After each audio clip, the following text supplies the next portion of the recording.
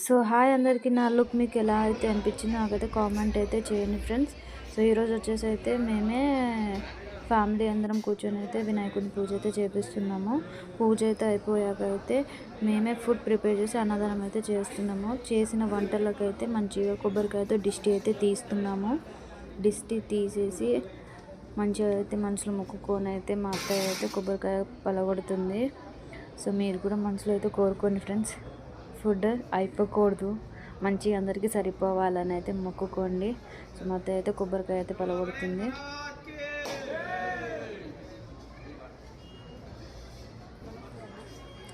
So అన్ని గిన్నెల నుంచి అయితే కొంచెం కొంచెం అయితే బేషన్లో అయితే తీసేసుకుంది మా అత్తయ్య. ప్రసాదము దేవునికి ఎక్కించాలి కాబట్టి. సో ఈ వీడియో మీకు నచ్చినట్లయితే లైక్, షేర్ అండ్ సబ్స్క్రైబ్ చేసుకోండి ఫ్రెండ్స్. మరికొన్ని వీడియోకి అయితే వేచి ఉండండి. నేనేమైనా తప్పుగా మాట్లాడితే నన్ను క్షమించండి. I'm sorry. బాయ్.